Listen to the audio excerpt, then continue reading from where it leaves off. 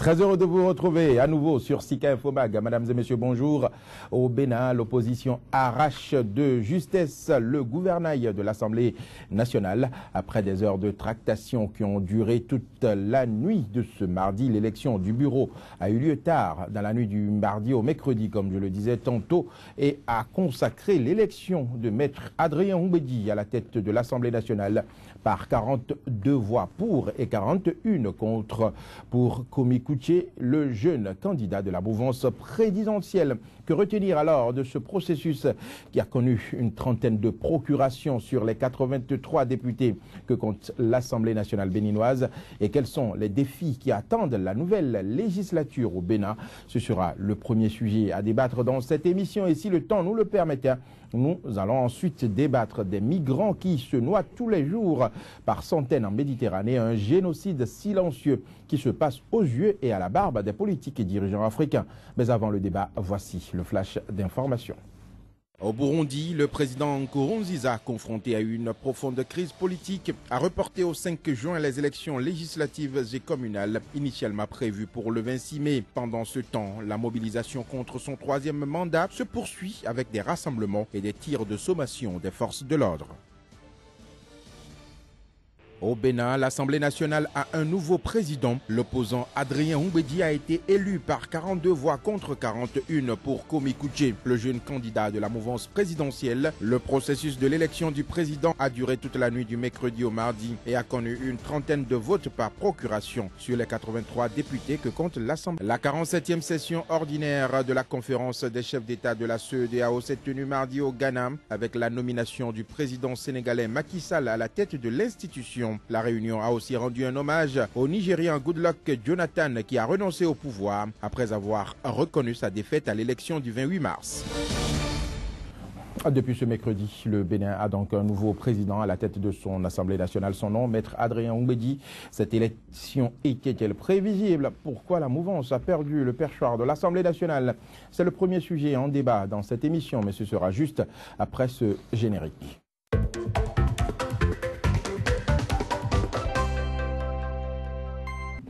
Nous ouvrons à présent le débat sur l'élection du président de l'Assemblée nationale au Bénin. Le débat se fera avec Donkla Mabalo. Il est journaliste et directeur de la radio Soleil FM au Bénin. Donkla Mabalo, bonjour. Bonjour Joël, bonjour à tous les téléspectateurs. J'ai également sur ce plateau Joël Yetondi. Il est journaliste à la rédaction de Sika. Joël Yetondi, bonjour. Bonjour Joël, bonjour Donkla et bonjour aux téléspectateurs.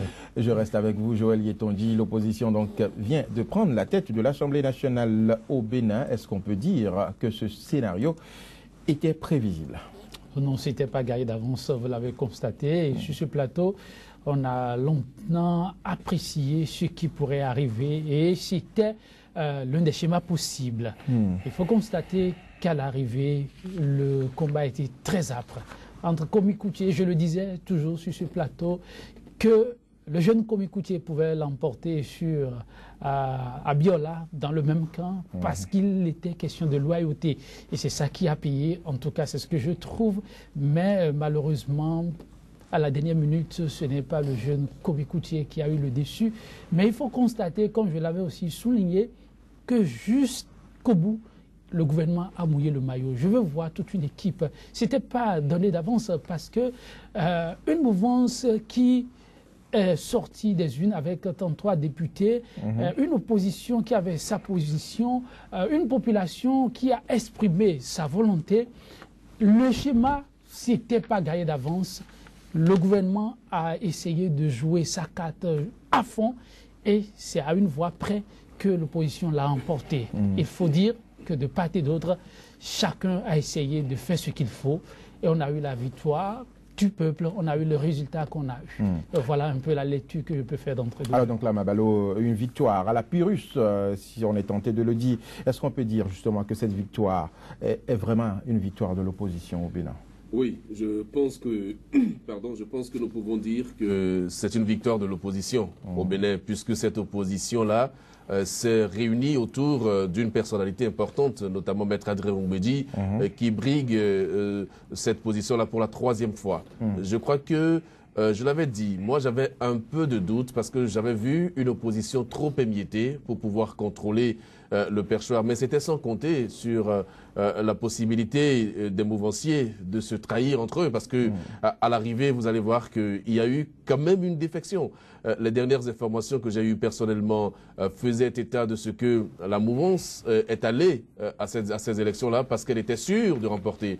Donc il y avait eu une possibilité pour la mouvance d'avoir 42 députés, mais il y a eu quelque chose qui s'est passé sûrement. Mais moi je ne souhaiterais même plus faire le décompte de cette façon-là. Je souhaiterais remarquer simplement que nous avons avancé en matière de démocratie et que finalement, l'institution de contre-pouvoir qu'est l'Assemblée nationale est contrôlée par un opposant. Je veux espérer que l'opposant en question sera à la hauteur des attentes placées en lui par le peuple béninois et par toute la classe politique, notamment celle de l'opposition.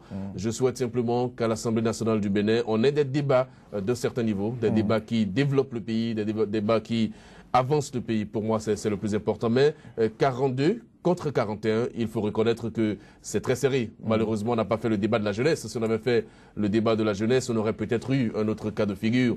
Mais bon, les urnes ont parlé. Nous, on est obligés de nous plier à la décision. Je voudrais justement rebondir sur ce débat de la jeunesse dont vous parlez. Est-ce à dire, au regard de cette élection, l'élection de Maître Adrien Oumbédi, est-ce à dire qu'il y a un refus aujourd'hui de permettre l'ascension d'une nouvelle génération politique au Bénin? Non, vous savez, le pouvoir ne se donne pas. Parce que le perdant lui-même se dit que le gagnant l'appelle souvent son fiston. Fiston, bien sûr. Voilà, alors, il y a une grosse différence d'âge, voilà. 38 et 39 ans pour Komi Kouché, 73 ans pour Maître Adrien Oumbédi. C'est pratiquement son père. Absolument. Donc, voyez-vous. C'est-à-dire qu'il y a un refus de l'ascension de cette nouvelle classe politique. Non, c'est une lutte. Moi, je pense que c'est une lutte. On ne donne pas le pouvoir. Vous savez très bien que le pouvoir s'acquiert au bout d'une grande lutte ou de plusieurs luttes. Donc, c'est le début pour Komi Kouché. Lui-même, il l'a reconnu lorsqu'il s'est adressé à la presse à la fin du scrutin. Il a dit que c'est un coup d'essai pour lui et qu'il continuera le combat. Donc, il a encore tout le temps devant lui pour continuer le combat. Je sais que c'est déjà important de reconnaître qu'il y a un combat qui se mène par une certaine jeunesse. Et si le débat de la jeunesse avait été fait au niveau de l'Assemblée nationale, c'est sûr que ce serait Komi Kouché qui passerait. Mais ce débat n'a pas été fait. Ça ne doit pas désorienter la jeunesse. Ça ne doit pas décourager la jeunesse. Je pense qu'on peut aller de l'avant, on peut espérer pour la jeunesse. Parce que en moins de 2 ans, vous allez voir M. Komi Kouché qui a pu gravir pratiquement tous les échelons politiques de notre pays. C'est inédit. Et donc je pense qu'il a encore le temps de rebeloter, je pense. Joël Yetondy, est-ce que vous pensez que le vote qui a été fait en faveur de Maître Adrien Oumbédi, ou bien c'est l'opposition qui voulait un changement? C'est l'expression d'un changement? Non, je trouve plutôt que c'est la voix du peuple qui a été suivie. Parce que je le disais, au sorti des urnes, le peuple a été clair, le peuple veut une rupture. Le peuple veut...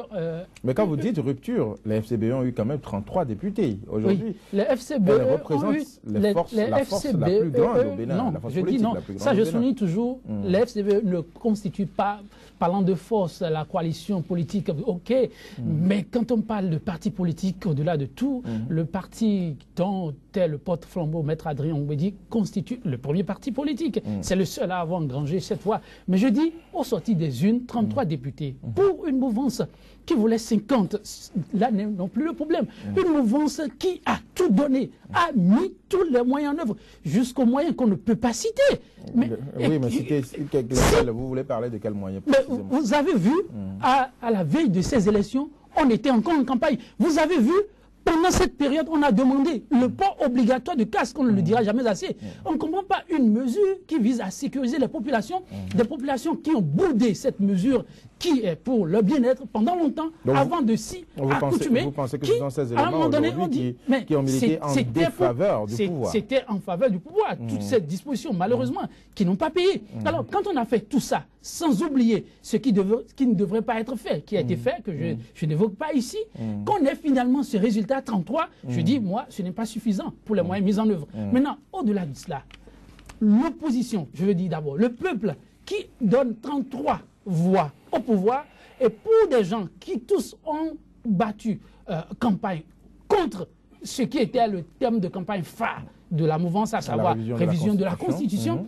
le peuple disait par ce voix, nous n'en voulons pas. Donc la majorité n'était pas du côté de la mouvance. Donc la conséquence immédiate, en principe, si les acteurs politiques qu'ils sont, c'est-à-dire à faire ce qui les arrange et non ce qui arrange le peuple, la conséquence immédiate, en principe, en croisant les doigts, c'était qu'on ait le résultat qu'on a eu là. Qu'on est l'opposition en train de prendre le perchoir, mais avec un écart de voix conséquent. Mais ce n'est pas ce qu'on a eu. Donc ce qu'on a eu, au-delà de tout, une victoire reste une victoire.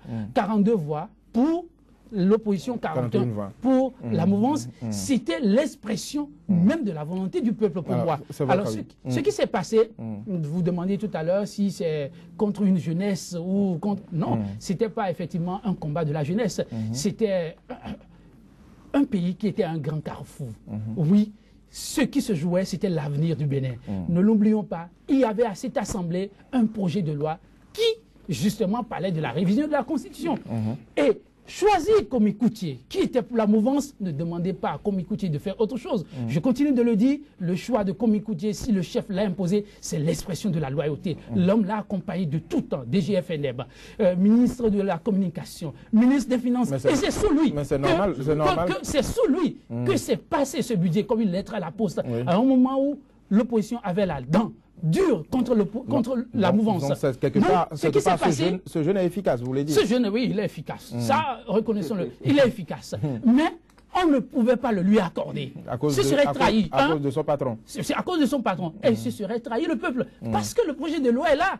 Comme il coûtait au perchoir, il agira contre la volonté du pouvoir. Ce n'est pas possible. Donc ça, vous voulez réagir? Non, ce n'est pas possible. Donc il fallait... Il y a une chose fondamentale que vous devez comprendre. Même si M. Komi Koutié avait été élu président de l'Assemblée nationale, sur le dossier de la révision de la Constitution, il n'aurait rien pu faire. Mais il n'aurait rien pu faire. Non, le peuple, le baromètre qu'on a, le baromètre qu'on a, c'est le peuple. Vous avez vu, lorsqu'on a essayé d'arrêter Candide Azanaï, l'expression du peuple. Et je suis sûr que même si M. Komi Koutié et M. Boniayi lui-même doivent se rendre compte que ce projet est déjà voué à l'échec, on n'aurait rien pu faire. Il ne fallait pas s'amuser avec le feu. Et c'est ce que les députés ont fait. Par rapport à ça. Permettre à Komi Koutié de venir au perchoir, tout était jouable. Il est jeune, 8 ans, vous l'avez dit. Il y a l'autre paramètre. Vous savez, le président de l'Assemblée nationale constitue la deuxième personnalité de l'État béninois. En cas de vacances du pouvoir, l'homme devient chef. Mais c'est prouvé par les tests. Il faut voir tous les paramètres. L'homme revenait en force et jouait le jeu du chef. Et le chef en l'État, Boniayi, vous savez, à moins qu'on ne veut pas reconnaître qu'il y a eu beaucoup de ratés, qu'il y a eu beaucoup de situations où le chef, en principe, on devait l'interpeller par rapport à la gestion de l'État. Ce n'est simplement pas catholique ce qui s'est passé. La gestion des deniers publics sous Boniayi, c'est vraiment la catastrophe. Et ça, il y a un autre dossier. Si on veut fermer les yeux sur tout ce qui s'est passé, il y a un dossier pendant aujourd'hui, l'affaire de l'aide des Pays-Bas au Bénin. Ça, c'est un dossier de plus sur la gestion du chef d'État. Donc il faut l'interpeller. Et si l'homme qui avait vacances du pouvoir, c'est Komi Koutié qui va assumer cette vacance. Et c'est Komi Koutié. Mais c'est des hypothèses. Il faut empêcher tout ceci, donc clairement. Et c'est ce que le pouvoir essaie de faire. Donc laissez-le donner son avis. Il est fondamental de laisser aussi... Non, je vous laisse parler. Non, je n'ai pas l'impression que vous nous laissez parler. Je vous rassure, je vous rassure, demande. Voilà, je souhaite que vous gardiez le calme et que vous nous le laissiez parler. C'est important. Vous savez, il y a une chose qui est fondamentale que je dois dire, c'est quoi? C'est que le président Boniayi, dans tous les cas de figure, n'a plus que 10 mois à faire, vous savez, et il a toujours répété « Je suis encore le président de la République ». Mais lorsque vous parlez de vacances de pouvoir, de 10 mois et de Komi Koutié qui va prendre le perchoir, c'est le pouvoir, c'est pour organiser les élections. Ce n'est pas une continuité dans la gestion du pays, c'est juste pour un temps.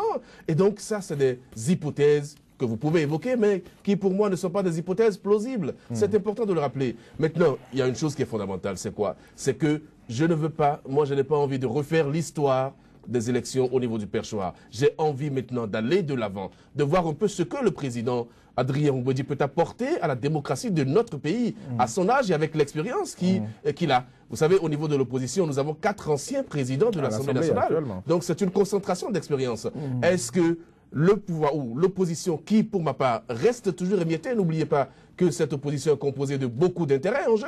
Est-ce que l'opposition va maintenant gagner le combat de sa cohésion? C'est la chose la plus importante. Parce qu'après ces élections, je tire 2 conclusions. La mouvance qui est à l'épreuve de la division et l'opposition qui est à l'épreuve de la cohésion.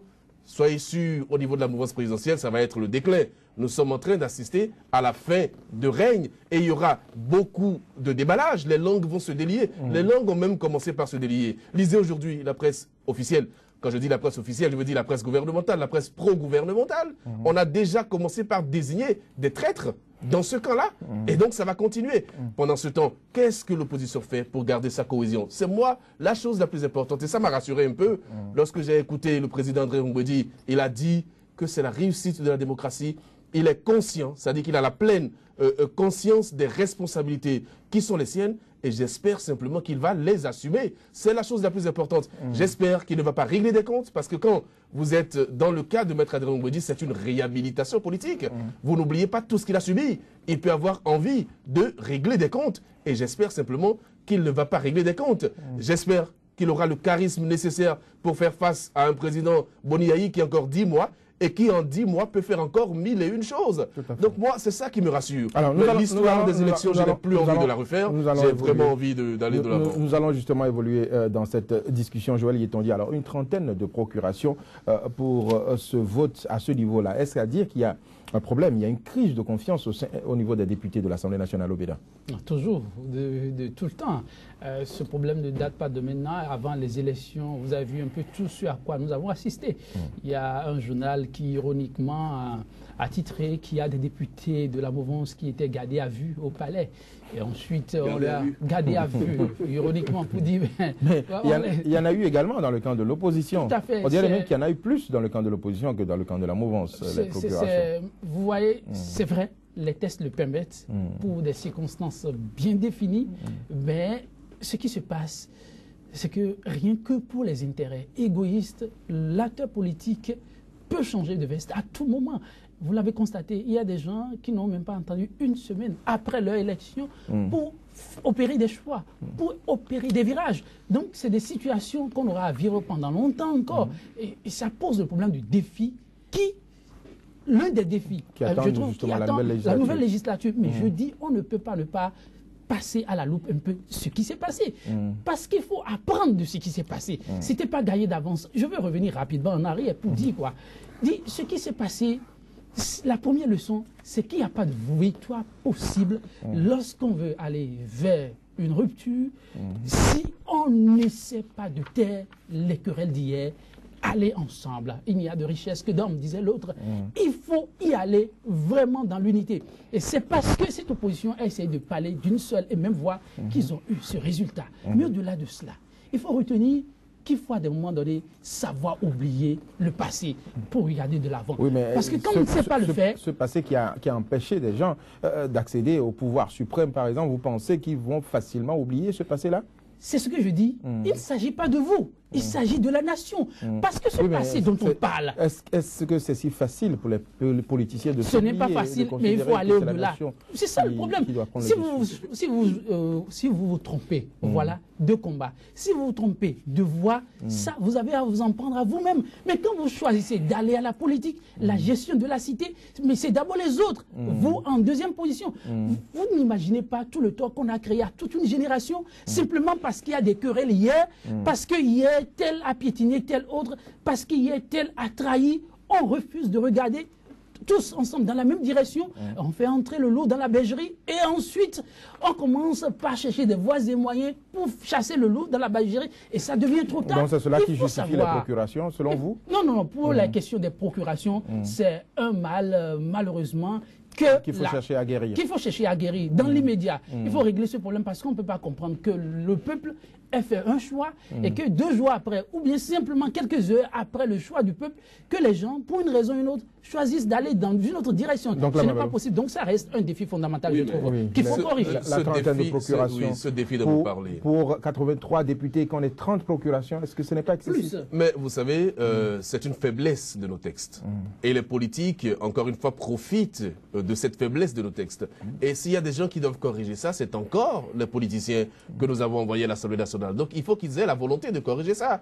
Est-ce que ça les arrange? C'est ça le réel problème. Ça veut dire que ces politiciens se plaisent à rester justement dans la médiocrité, dans la trahison. Ce qu'on peut condamner, c'est la commercialisation des procurations. Parce que c'est devenu un marché. Mais la procuration en elle-même est un principe qui existe, reconnu par les textes. Lorsque vous êtes indisposé, vous pouvez donner la possibilité à quelqu'un de voter en vos lieu et place. Non, attendez. Pour une occasion aussi importante, l'élection du président de l'Assemblée nationale. Écoutez, plus de 30 procurations. La procuration, vous ne pouvez donner qu'une seule procuration oui, mais à une seule personne. Que plus de 30 députés soient absents le jour de l'élection de leur président alors qu'ils ont été installés il y a à peine 2 ou 3 jours. Ça fait aussi partie du jeu. Ça fait aussi, malheureusement, partie du jeu politique. Je vous comprendrai, Joël, si vous posez le problème de la procuration sous la forme de l'éthique, de la morale. C'est tout. C'est sous cet angle que je pose le problème. Mais moi, je le vois d'abord, ce problème, sur le plan du droit et ensuite de l'éthique. Le droit, ce n'est pas interdit d'avoir des procurations.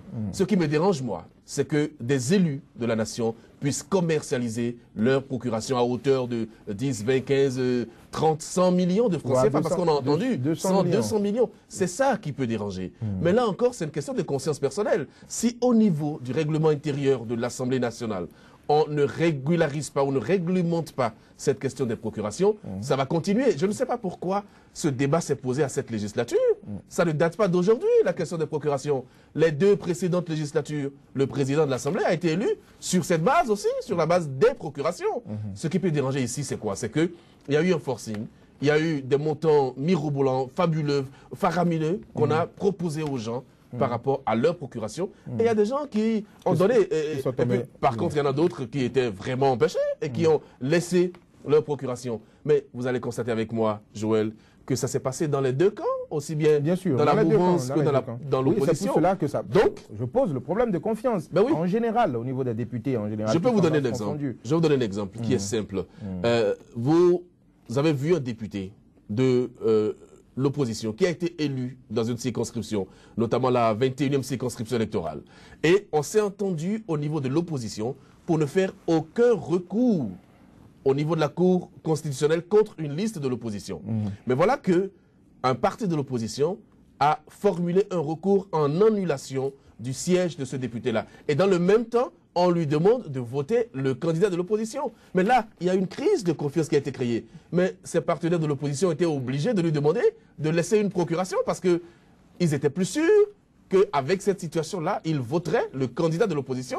Mais il a accordé, il a donné une fin de non-recevoir. Et nous, on l'a reçu sur nos antennes. Il a clairement dit qu'il est gêné qu'on lui demande une procuration alors que pour les précédentes législatures, on ne lui avait pas demandé de procuration. Voyez-vous, c'est pour vous dire quoi? C'est pour vous dire qu'on ne vous demande de procuration que lorsqu'on n'a pas confiance en vous. Et ça peut déranger. Lorsque je remarque que dans le camp de la mouvance, même le ministre d'État, qui est la 2e personnalité du gouvernement, a dû donner procuration. Ça veut dire quoi? Ça veut dire que même au ministre d'État, on n'a pas confiance. Donc c'est un problème réel, Joël. Et ça, on ne peut pas refuser la procuration, mais il faut dénoncer le marchandage qui est autour de ça. Certainement l'un des défis qui attendent l'Assemblée nationale. Alors je veux rebondir justement sur ce défi, Joël Yetonji, en dehors donc, du problème des procurations. Quels sont, selon vous, les défis qui attendent ce bureau, cette nouvelle législature au Bénin? Les défis sont grands. Il y a beaucoup de chantiers qui sont restés en friche. Il va falloir rebondir là-dessus. C'est d'abord les problèmes de tests, puisqu'ils sont là pour ça, légiférer, contrôler l'action du gouvernement. Et donc, très rapidement, tous ces nombreux chantiers restés en friche, il va falloir rebondir là-dessus. Comme je le disais, le premier, c'est ce sujet-là, parce qu'on ne peut pas comprendre que chaque jour davantage, on assiste de façon vraiment dramatique alors à la situation des procurations. Voyez-vous, c'est vrai, comme l'a souligné, donc là, les tests l'ont prévu et on doit reconnaître qu'il y aura des situations exceptionnelles qui vont obliger à ce qu'on envoie de procuration. Mais il faut mettre les garde-fous afin que ça ne devienne pas comme ce à quoi on a assisté, un fonds de commerce. Et en dehors de cela, il y a quand même des couacs au niveau de nos tests. Il faut avoir le courage de le reconnaître. Il y a des couacs, c'est le moment de jeter tôt les bases pour voir ce qu'il faut corriger. Et le faire à un moment comme celui-ci permettra à ce qu'on ait l'unanimité autour d'un certain nombre de décisions qu'on fera. Il y a eu beaucoup de dossiers sur lesquels on n'a pas véritablement entendu le gouvernement. Le gouvernement a été interpellé sur plein de dossiers, on n'a pas eu de suite. Ou quand on interpelle le gouvernement vient plancher, on n'a plus de suite. Que s'est-il passé par la suite? Plus rien. Le gouvernement, aujourd'hui, l'Assemblée nationale, avec cette configuration, a la possibilité de travailler. Franchement, on ne demande pas à l'Assemblée nationale de marcher sur l'exécutif. Non. de l'interpeller sur ce qui ne va pas, sur un certain nombre d'initiatives, sur des fonds qu'on a débloqués pour servir telle ou telle autre cause, mais qui visiblement ne sont pas allés vers ces causes. On veut savoir. On ne peut pas comprendre cette affaire des Pays-Bas. On n'en parle peut-être pas suffisamment, même au Bénin. On veut comprendre ce qui s'est passé. Les Pays-Bas ont posé un certain nombre de conditions, qu'on aide l'exécutif à respecter ces conditions et qu'on voit clair dans ce qui s'est passé pour que vraiment cette somme échappe comme ça aux contribuables béninois. Donc les chantiers sont grands. Donc Mme Balo, les chantiers qui attendent la nouvelle législature. Le premier défi, de mon point de vue, c'est le défi de la cohésion de l'équipe qui dirige l'Assemblée nationale. Vous savez, les intérêts ne sont pas systématiquement les mêmes. À ce niveau précis, l'intérêt était commun, celui de faire passer le candidat de l'opposition au détriment du candidat de M. Boniaï. Donc ça a été réussi. Il faut continuer à être cohérent dans l'action. Et pour moi, c'est un défi fondamental parce que si les membres du bureau ou les membres de l'Assemblée nationale commencent par avoir des difficultés à s'entendre, ça va être un blocage pour beaucoup d'autres actions. Vous avez suivi l'élection et vous verrez que c'est une majorité à géométrie variable. Parce que dès qu'on a fini l'élection du président de l'Assemblée nationale, les autres postes, on a constaté qu'ils n'avaient plus le même nombre de votants. Il y avait une variation. Il n'y avait plus le même nombre de voix. Absolument, il n'y avait pas le même nombre de voix, rien. Donc, il y a une variation. Il faut arriver à relever le défi de la cohésion, c'est fondamental. Mais quand on a relevé le défi de la cohésion, on sait très bien ce qu'on fait à l'Assemblée nationale. On vote des lois, on contrôle l'action gouvernementale et tout le reste. Je souhaite qu'on ait des instruments beaucoup plus performants de contrôle de l'action gouvernementale. Il ne faudrait pas que l'Assemblée nationale soit une caisse de résonance du pouvoir exécutif. Il faut respecter le principe de la séparation des pouvoirs. Et avec l'Assemblée nationale qui tombe dans les mains de l'opposition, je crois qu'on peut avoir un petit espoir, un espoir par rapport à ça. Donc pour moi, c'est important. Mais le vote des lois sociales, parce que moi, c'est une faiblesse de notre législation. On n'a pas des lois qui vont dans l'intérêt du plus grand nombre. Et il faudrait que désormais les députés initient des lois. Par exemple, sur le loyer, parce qu'aujourd'hui, vous savez très bien que dans notre pays, les propriétaires terriens font ce qu'ils veulent, les propriétaires montent les loyers comme ils veulent. Il faut réglementer ça, c'est fondamental. Donc je pense que les députés doivent aller sur ça et aller aussi sur des lois qui encouragent le sport, qui encouragent l'économie, qui encouragent l'éducation, parce qu'une nation sans éducation... lié à l'environnement. Exactement. Donc moi, je vois les députés où je souhaite qu'ils aillent surtout sur des lois sociales et non sur des lois politiques. Ça, c'est un défi de lois important. ont été votées et n'ont jamais été mises en application jusqu'à aujourd'hui. Oui, mais c'est la faute de qui, ça, par exemple? Moi, je ne sais pas. Mais non, à quoi ça sert alors de voter ces lois-là? Les députés, en fait, ils vont juste gaspiller de l'argent pour dire qu'ils votent des lois alors que ce n'est pas mis en application. Non, je ne peux pas dire ça parce que lorsque l'arsenal juridique est clair, il y a des gens qui sont obligés de mettre en exécution les lois qui ont été votées. Et puis les lois aussi qui sont votées s'expérimentent.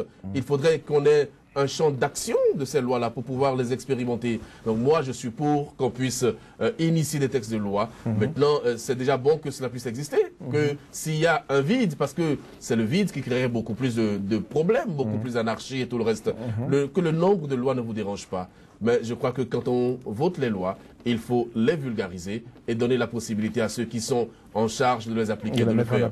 Moi, ça ne me dérange pas qu'on ait autant de lois que possible. Alors, dernière question, donc, Lamine Balo, est-ce que vous pensez qu'avec la configuration actuelle de l'opposition, elle pourra rester soudée jusqu'en 2016 pour l'élection présidentielle? Ça, c'est ma crainte fondamentale. C'est pour ça que j'ai parlé du défi de la cohésion. Et le premier texte, là, ça va être les municipales, les communales et les locales.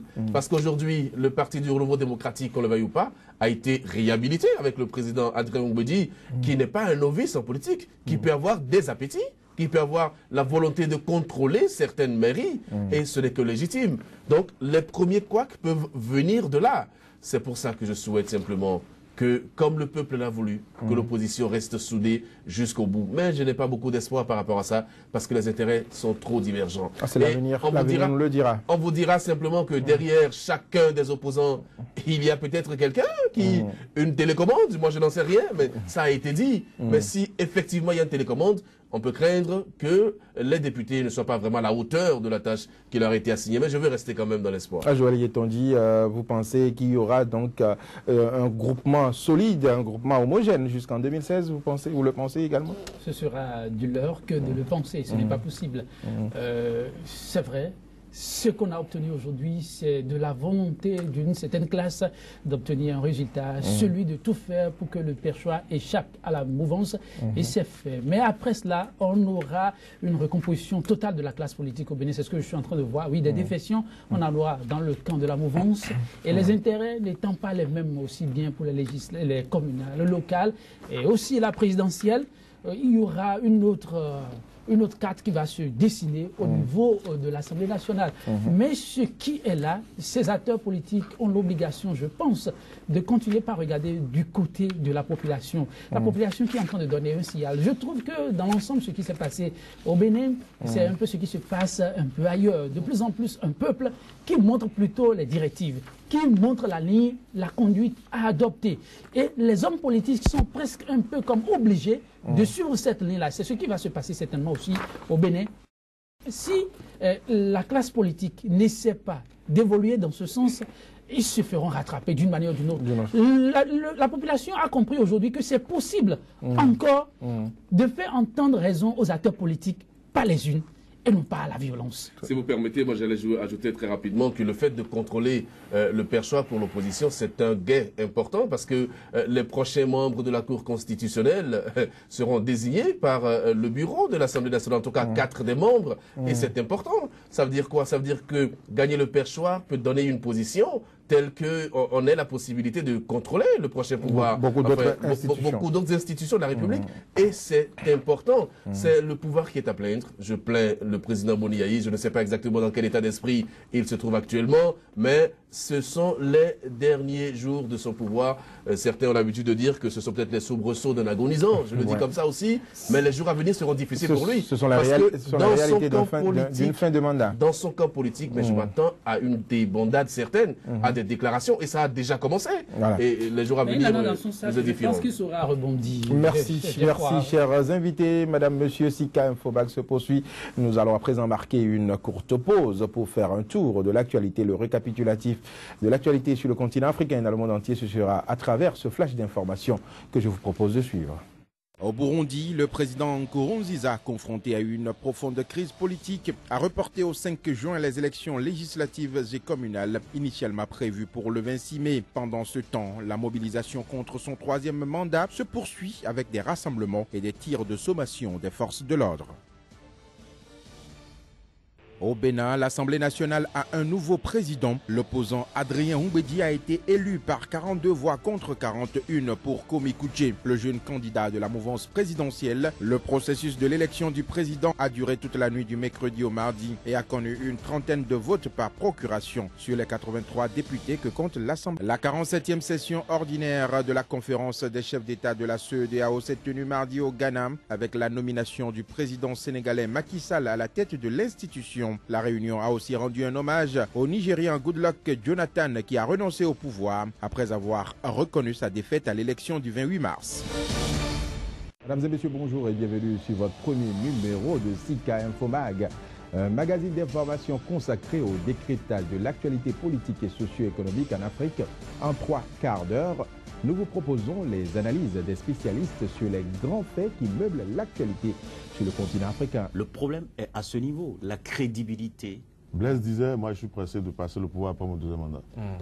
Après, à la veille du passage témoin, il a fait ce qu'il a fait. Qu'est-ce qui prouve, par exemple, que le président Zida ou le premier ministre Zida n'avait pas soutenu le président Blaise Compaoré? Personne n'a contesté que ces faits ont existé. On a tout simplement prouvé que le notaire a craché dans la soupe. Sinon, le mois de mars s'annonce un peu difficile sur le plan de la mobilisation des recettes. Sika Infomag, c'est du lundi au vendredi sur Sika TV.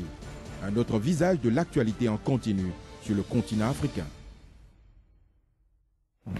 Vous êtes toujours sur Sika Infomag qui se poursuit.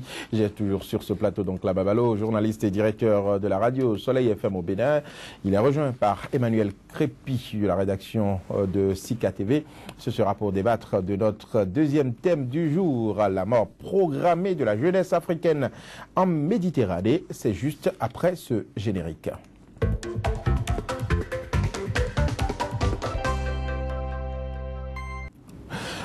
Emmanuel Crépi, bonjour. Bonjour. Alors, avant d'aborder donc ce deuxième sujet, ce deuxième thème à débattre, je vais rapidement vous poser une question sur le Bénin. Qu'est-ce que vous retenez comme leçon de l'échec de la mouvance présidentielle dans la course pour le contrôle du perchoir de l'Assemblée nationale au Bénin? Merci Joël. Je crois que cette victoire de l'opposition sur la mouvance, sur le régime conduit par le président Boni Yayi, peut être interprétée aujourd'hui comme un rejet total de la politique que ce régime a proposé au peuple jusqu'à présent. Un rejet total de la politique du régime Yayi. Je crois qu'en 2006, le peuple béninois avait voulu faire l'expérience d'un homme nouveau et qui n'avait rien à voir avec la traditionnelle classe politique, ce qui a fait que cette classe politique a été rejetée. Je crois que les résultats qui sont sortis des urnes le 26 avril dernier, qui ont conduit à ce que l'opposition gagne aujourd'hui le perchoir, chose qui était encore impossible il y a de cela 5 ans, chose qui était encore impossible, montre aujourd'hui que le peuple béninois est en train définitivement de tourner le dos au président Boni Yayi, est en train de sanctionner le président Boni Yayi qui n'a pas fait la volonté, qui n'a pas accompli la mission que ce peuple lui a confiée en 2006. Je crois qu'en 2006, le peuple béninois avait eu soif d'un développeur plutôt qu'un d'un politique, mais je crois qu'au finish, qu'à l'arrivée, le président Boni Yayi a fait plus de politique que de développement. Je crois qu'en 2006, le peuple béninois avait eu soif d'un homme intègre et je crois qu'à l'arrivée, ce régime s'en est sorti avec un chapelet de scandale. Je voudrais souligner quelque chose. La bataille pour le perchoir que nous avons eu hier au Parlement jusqu'à tôt ce matin, c'était pas une bataille Kouché-Oumbédi. J'ai perçu cette bataille comme une bataille Yayi-Oumbédi. Un peu comme ce deuxième tour de la présidentielle de 2011 que nous n'avions pas eu. L'impression que nous avons revu ce qui aurait pu être ce second tour de cette présidentielle. Et donc, pour Oumbédi, cette victoire sonne comme une renaissance politique, même si l'homme est aujourd'hui au soir de sa carrière politique. Une renaissance, un renouvellement de confiance du peuple béninois pour Adrien Oumbédi. Et donc, aujourd'hui, la mission qui pèse... dorée pour lui, alors? Une retraite dorée, je crois, un rachat avant une retraite. Un rachat avant une retraite. Et donc, Oumbédi doit saisir aujourd'hui ce rachat que le peuple béninois lui fait pour quand même aller dans le bon sens. Et la mission qui l'attend est une lourde mission, c'est-à-dire redorer à ce Parlement le blason qui était celui de ce Parlement il y a quelques années encore en arrière. Alors, nous allons évoluer sur le deuxième thème du jour. Tous les jours, on annonce des centaines de morts de jeunes Africains qui préfèrent mourir dans la mer Méditerranée que de rester dans leur pays et contribuer à leur développement. Comment est-ce qu'on peut expliquer cette situation? Comment peut-on expliquer le silence des dirigeants africains face à ce génocide de la jeunesse africaine en Méditerranée? Donc, Lamin Balo, comment on peut comprendre cela? Je veux, si vous le permettez, avoir d'abord une pensée pour tous ces jeunes Africains qui meurent en Méditerranée et leur dire, même si je sais qu'ils ne m'écoutent pas en ce moment, leur dire que je comprends personnellement le sens de leur combat. Voyez-vous, c'est des jeunes qui, dans leur pays respectifs, n'ont plus aucun espoir. C'est-à-dire quoi? C'est-à-dire que devant eux ne se présente d'autre issue que la mort. Et lorsque vous n'avez que ça devant vous, vous prenez tous les risques.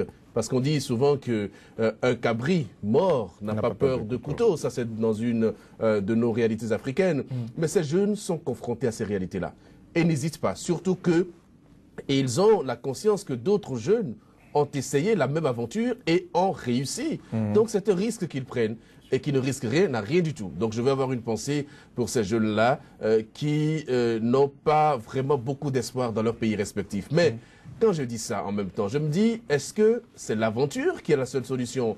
Est-ce que ces jeunes-là qui vont dans l'Hexagone rechercher certains Eldorado arrivent à le trouver vraiment dans ces pays-là? Ça, c'est une grosse problématique. Mais la responsabilité des dirigeants africains, vous faites bien de le mentionner, leur responsabilité est entièrement engagée. Je n'ai pas encore vu les chefs d'État africains au cours des différents sommets qu'ils organisent se pencher sérieusement sur cette problématique. Je n'en ai jamais entendu parler. Les gens sont beaucoup plus préoccupés par leur maintien au pouvoir. Les gens sont beaucoup plus préoccupés par le renforcement de leur pouvoir, par la situation sociale de leurs enfants et des leurs, C'est ça qui les préoccupe. Et la jeunesse doit pouvoir s'en rendre compte et se battre. Moi, c'est une situation dommage. J'ai suivi l'émission sur une chaîne européenne où une dame défendait réellement l'Afrique contre les Occidentaux et leur a craché la vérité. Et bon, après, plus rien. Malheureusement, c'est ça la situation. C'est une triste réalité. Alors, Emmanuel Crépy, comment est-ce qu'on peut comprendre le silence des dirigeants africains face à ce génocide de la jeunesse africaine? Oui, Joël, il faut comprendre qu'il y a des silences qui en disent parfois long que de longs discours. Parce que ce silence des chefs d'État africains, des dirigeants africains, montre combien de fois ces dirigeants n'aiment pas leur peuple. Montre combien de fois ces gens ne sont pas choqués devant le malheur que vivent leur peuple. Ce sont des genres de situations qui ne préoccupent pas les chefs d'État africains. Il y a des exemples, prenons des exemples.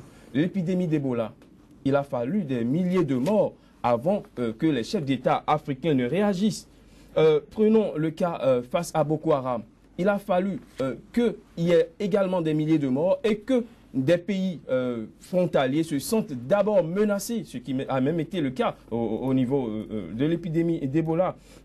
Face au drame de Garissa, au Kenya, est-ce que vous avez senti une certaine solidarité, une mobilisation des pays africains de ce pays, pendant que les gens sont allés pleurer sur les Champs-Élysées à Paris? Ce ne sont pas des préoccupations des chefs d'État africains. Les chefs d'État africains sont plutôt préoccupés par, comme Donklam l'a dit, le renforcement de leur pouvoir. Comment réviser la Constitution, comment violer violemment leur Constitution, comment mater les populations pour se maintenir au pouvoir. Vous voulez qu'ils réagissent? Comment voulez-vous qu'ils réagissent alors qu'en amont, ils sont les responsables de ces situations? Comment vous voulez qu'ils réagissent? Qu'est-ce que ces migrants vont chercher au-delà de la Méditerranée, si ce n'est pas les meilleures conditions de vie, la paix qu'ils n'ont pas chez eux? Alors que si les chefs d'État africains avaient créé les meilleures conditions pour que ces jeunes vivent mieux chez eux, je ne crois pas qu'ils iraient en aventure. L'Afrique ne peut pas continuer par être un mendiant assis sur le continent malade du monde, alors qu'on dit que nous avons le sous-sol le plus fourni. Que ces dirigeants n'aiment pas leur population et il va falloir que ça change. Oui. Alors nous allons évoluer. Alors au-delà de la dénonciation, quelles sont les solutions que nous pouvons proposer face à cette crise de la jeunesse africaine? Non, moi je crois qu'avant de s'adresser à la jeunesse africaine, il faut s'adresser aux dirigeants africains. Lorsque un peuple vous fait confiance et vous confie sa destinée, vous devez pouvoir le lui rendre en lui donnant les infrastructures nécessaires pour le développement de la jeunesse.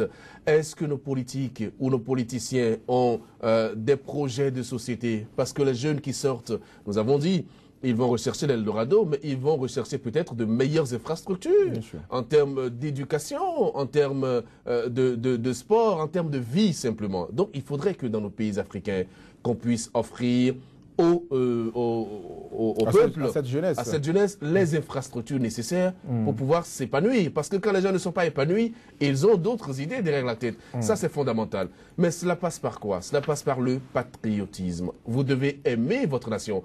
Lorsque vous n'aimez pas votre pays, vous ne pouvez pas vous sacrifier pour votre pays. Lorsque vous n'aimez pas les enfants de votre pays qui ont voté pour vous, vous ne pouvez pas penser au développement de ce pays-là. Donc, pour moi, c'est important. Il faut formater à nouveau la conscience de nos dirigeants africains qui ont beaucoup d'intérêt à l'extérieur. Pour la plupart, ils ont beaucoup d'intérêt à l'extérieur. C'est une chose fondamentale à faire. Maintenant, pour la jeunesse, il faut faire comprendre aux jeunes Africains que l'État non plus ne peut pas tout faire.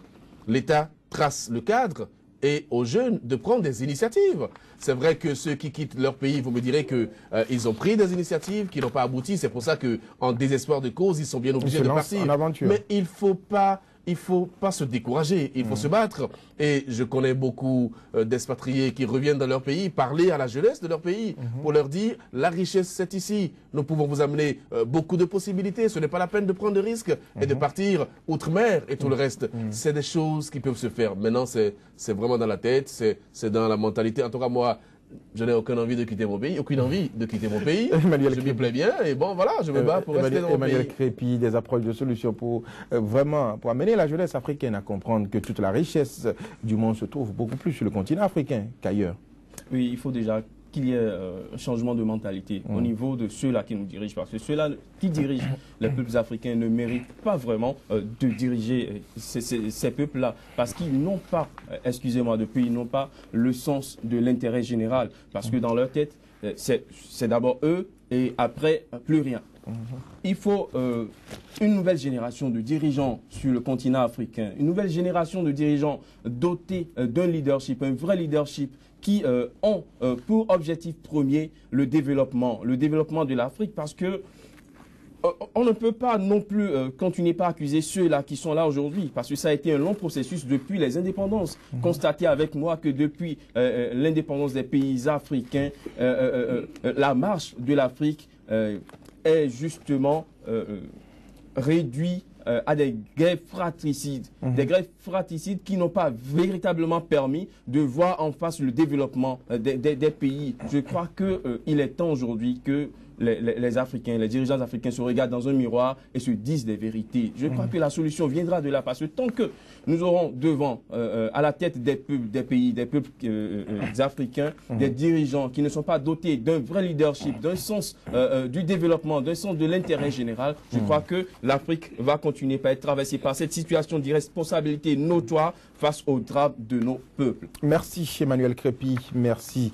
Donc Lam Abalo, madame, monsieur, ce sera tout pour la première partie de cette émission, une émission donc que nous consacrons tous les jours au décryptage de l'actualité brûlante sur le continent africain. Mais avant de partir, je voudrais partager cette citation de George Orwell avec vous qui dit: un peuple qui élit des corrompus, des renégats, des imposteurs, des voleurs et des traîtres n'est pas victime, il est plutôt complice. Merci de nous avoir suivis. Ce magazine d'information se poursuit. Voici à présent l'actualité économique dans le monde entier. C'est une présentation qui est faite par la rédaction de l'économie de SICA.